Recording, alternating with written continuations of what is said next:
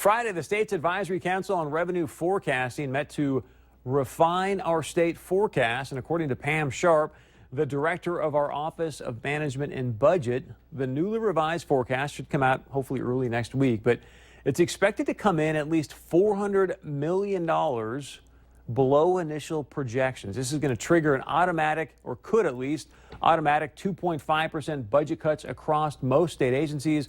It also allows Governor Dalrymple to dip into our savings in order to make up for the lack of revenue. So joining us tonight to discuss just how dire of a budget situation our state could potentially be in. He was in the meeting on Friday, North Dakota State Tax Commissioner Ryan Rauschenberger. Ryan, thanks so much for joining us, sir. Thank you very much for having me on. Appreciate it. So let's talk about this meeting on Friday. On a scale from 0 to 10, 0 being, hey, Chris, we're golden, 10 being, wow, this is very, very dire situation. As you sat through that meeting, you come out of it with all the, I think it was 17 state leaders in this meeting. Where would you put us on the scale as far as how dire is the budget situation in North Dakota? Well, Chris, I'd have to say it's maybe around a 5, because a lot of what we talked about on Friday wasn't necessarily a surprise. We have been working with Moody's Analytics for quite some time on revising the North Dakota forecast. And given where we're at with oil prices right now, I think we ended trading at about $30 today. We were right around that price on Friday. It wasn't surprising to hear what we did hear on Friday. And essentially, we talked about our sales tax base in North Dakota, our income tax base, heard from industry members, key industry members like the agriculture industry, the oil industry, the banking community, and that all played into us actually taking what Moody's had given us for our sales taxes, our sales tax base, our income tax base, and actually downgrading it even slightly below what Moody's had given us. And in some cases, we actually reduced the NYMEX price of oil considerably from what Moody's had given us. So we had a very good discussion, even though it was essentially we got down to reality and talked about low oil prices, low agriculture commodity prices, but there was also a sense of optimism in the room from a number of the members representing, the retail industry was also there, saying that they've seen some pretty strong sales, even though they've had some decline. They're maintaining a lot of the growth that they've had over the years, and in the long run, still see the economy growing, even though we do have lower commodity prices right now. But that being said, I think the group did what they were meant to do when they got together, and essentially talk about the reductions that would be appropriate in our sales tax bases, our motor vehicle excise tax base, our income tax base, and a number of other tax bases. So I think it was a very productive meeting. I think the group did essentially what they got together and was necessary, and essentially reduce the future revenues. I think the most important question, at least in my opinion tonight, Ryan, is that you talked about bankers and farmers and oil people being in the room. You said, hey, Chris, this is probably a 5 as far as a dire situation. Tell me what this means to the families sitting at home at the dinner table going, hey, you know what, I'm in North Dakota, per capita income's up, things seem to be okay. I know there could be some rocky times, but walk me through what that meeting on Friday means to the average Joe and Jane North Dakotan like myself.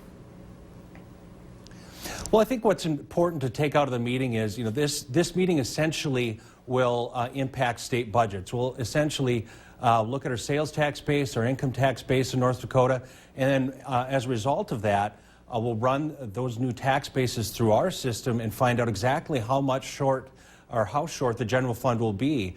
And that essentially means reductions, as you mentioned earlier, reductions in state budgets. Like the tax department is totally 100% a general funded agency. And it's important to recognize that we are one of those agencies that will have to cut based on what the governor decides is an appropriate percentage to decrease. And if it is a 2.5% across the board cut, like you mentioned, we will have to find those savings in our budget. We are going to have to tighten our belts, act prudently, whether that's on the salary line item or the operations line item in our agency. We'll have to look for those savings within the biennium, because constitutionally we have to have a balanced budget in North Dakota.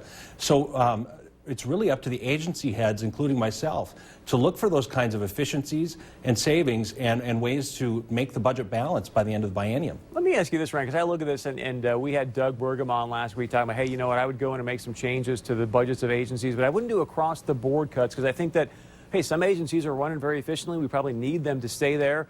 Others, there might be a little bit more fat that can be trimmed than others. So two things. One is, Do you agree with the situation right now that, hey, we're just going to make across-the-board cuts of at least 2.5%? And secondly, do you feel like it's time to update the way that we do this so it can be more based on a per-agency basis? Well, that's a very good question. According to state law right now, the governor has to make these budget cuts across the board.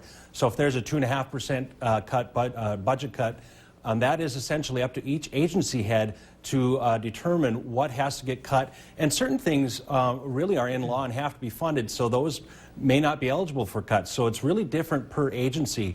But for example, the legislature has set aside different kinds of funding, like the Foundation Aid Stabilization Fund, that will keep K through 12 100% funded. So the legislature has already set forth education as being so important that it actually is not going to be subject to a general fund allotment. And that's a decent chunk of the general fund. So that's one thing to keep in mind.